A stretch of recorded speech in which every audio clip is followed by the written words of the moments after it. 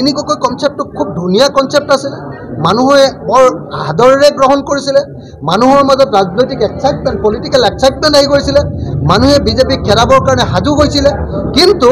দেখা গৈছে যে উপনিৰ্বাচনত সেইটো ভাঙি দিলে আৰু লুৰিণেও আজিকালি ইয়াৰ বিৰুদ্ধে দুটা এটা বাক্য কৈ থকা আমি দেখিছোঁ এইটো কৰা উচিত নহয় আমি সকলোৱে মিলি আমি বিজেপিক প্ৰতিহত কৰিব লাগিব আৰু আমি সকলোকে ঐক্যবদ্ধ হ'বৰ কাৰণে আহ্বান জনাইছোঁ হঠাতে কৈ দিলে যে নাই আমি লগ নহওঁ আমাৰ আদৰ্শগত মিল নাই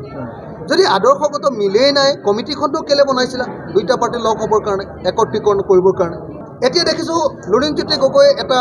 অজুহাত দি আছে অজুহাত দিছে যে বিজেপিয়েহে এই একত্ৰীকৰণ বিচাৰিছে কোনোবা এজন সাংসদৰ কথা কৈছে এটা কনক্লেভত সাংসদজনে কৈছিলে যে মানে ৰাইজৰ দল আৰু একত্ৰিত হ'ব লাগে একত্ৰিত কিয় নহয় মইতো জনামতে তেওঁ মানে আমাক ইনচাল্ট কৰি কৈছিলে যে তোমালোকতো একত্ৰিত হ'বই নোৱাৰা তোমালোকে এনেই চলাই থাকা তোমালোকে একলগটো হ'ব নোৱাৰা চোৱাচোন কেতিয়া লগ হোৱা তোমালোক এইবুলি আমাক ইনচাল্ট কৰিছিলে তাচ্ছিল্য কৰিছিলে আৰু সেইটোকে এতিয়া যদি লুৰিণজ্যোতি গগৈয়ে তেওঁ এই বিষয়টোৰ পৰা পলোৱাৰ এটা উপায় হিচাপে যদি তেওঁ যদি এইটোক ব্যৱহাৰ কৰে তেতিয়াহ'লে তাৰ পৰা কিবা কাম হ'ব নেকি কওক লুৰিণ অকণমান মানে হতাশাত আছে গতিকে মই ভাবোঁ যে লুৰিণে অলপ দুদিনমান ৰৈ কথাটো বিবেচনা কৰক হ'লে ভাল নহ'লেও আমাৰ আপত্তি নাই দেই আমি জোৰ চোৰ একো দিয়া নাই আকৌ আমি খালি বিচাৰিছোঁ যে এইটো হ'লে ভাল হয় অসমীয়া জাতিৰ উন্নতি হ'ব আৰু যদি নহয় নহয় আৰু তেখেতে নহ'ব বুলি কৈ দিছে সেইটোতো আমাৰ আপত্তি নাই দেই একেবাৰে আপত্তি নাই নহ'লেও আমাৰ আপত্তি নাই লোকচান আমাৰ নহয় তিনি গগৈ একতাটোৱে অসমীয়া মানুহৰ মাজত একদম সাংঘাতিক ধৰণৰ এটা এক্সাইটমেণ্ট আনি দিছিলে যে এইবাৰ আমি বিজেপিক হৰুৱাব পাৰিম হয়নে যোৰহাট একদম সাংঘাতিক ধৰণে যোৰহাটত আমি ছাকচেছফুলো হৈ গ'লোঁ এটা সাংঘাতিক ধৰণৰ এটা এক্সাইটমেণ্ট এটা উত্তেজনা আনি দিছিলে ৰাজনৈতিক উত্তেজনা যে এইবাৰ বিজেপি একদম নদীত পৰিবগৈ আৰু খালত পৰিব কাৰণ তিনি গগৈ লগ হৈছে এতিয়া তিনি গগৈৰ ভিতৰতে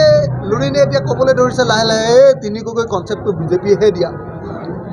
এইবিলাক নহয় দেই আমি সকলোৱে অসমীয়া মানুহে বিচাৰিছে আমি তিনি গগৈ মানে তিনি গগৈ তিনিটা উপাধি নহয় তিনিটা আহোম নহয় তিনি গগৈ মানে তিনিটা ৰাজনৈতিক ধাৰা এটা ৰাষ্ট্ৰীয় ৰাজনৈতিক ধাৰা বিজেপি বিৰোধী ৰাষ্ট্ৰীয় ৰাজনৈতিক ধাৰা কংগ্ৰেছে এতিয়া কৈ দিয়া নাই যে আমি মানে ফৰ্মেল তেওঁলোকে কোৱা নাই কিন্তু এইটো এৰি দিছে মানে যে তোমালোকে সন্তুষ্ট হ'ব নাই আমাক টেষ্ট কৰিব খুজিছে এইবিলাক দুই নম্বৰী কাম কৰি থাকি লাভ এটা কথা কওঁ যে অসমক ভাল পোৱা মানুহবিলাকে এইটো বিচাৰণে নাই যে আঞ্চলিক দলবিলাক একলগ হ'ব অসমক ভাল পোৱা মানুহবিলাকে জাতীয়তাবাদী মানুহবিলাকে আৰু আপোনাৰ কা বিৰোধী মানুহবিলাকে অসমীয়া জাতিটোক সঁচাকৈ ভাল পোৱা মানুহবিলাকে চবেই বিচাৰে যে ৰাইজৰ দল অসম জাতীয় পৰিষদ এওঁলোক একলগ হওক অখিল গগৈ লুৰিণজ্যোতি গগৈ একলগ হওক কিন্তু লুৰিণজ্যোতি গগৈৰ কথাবিলাকত বাৰু একলগ হোৱাৰ কিবা সুৰ বা অসমৰ মানুহক সন্মান কৰাৰ কিবা এটা সুৰ দেখিছেনে আমি যেতিয়াই গাঁৱলৈ যাওঁ আপুনি ইয়ালৈ আহিছোঁ আপুনিয়ে লগে লগে সুধিছে যে আপোনালোকৰ দল এতিয়া একলগ হ'বনে নহ'ব লুৰিণজ্যোতি গগৈচোন এনেকৈ কৈছে আমি য'তেই যাওঁ গাঁৱৰ মানুহ হওক টাউনৰ মানুহ হওক বাগানৰ মানুহ হওক সকলোৱে এটাই কথা কয় যে লুৰিণ আৰু অখিল আপোনালোক একলগ হওক ৰাইজৰ দল আৰু অখিল গগৈ একলগ হওক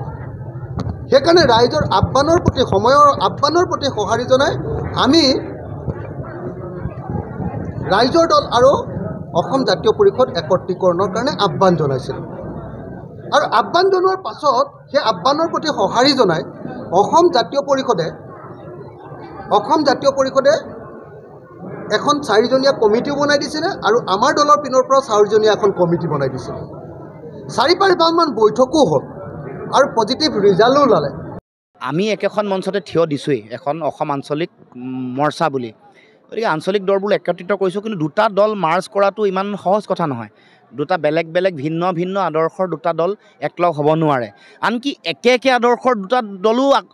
একত্ৰিত হোৱা আমি দেখিবলৈ পোৱা নাই কাৰণ আপুনি চাব যে বাওঁপন্থী দলবোৰ CPI-ML CPI-M বা ফৰৱাৰ্ড ব্লক তেওঁলোক বাওঁপন্থী আদৰ্শ কিন্তু এটা দল হ'ব পৰা নাই গতিকে এইবোৰ কথা তেওঁ যদিও কৈছে কিন্তু আচলতে ইমান সহজ কথা নহয়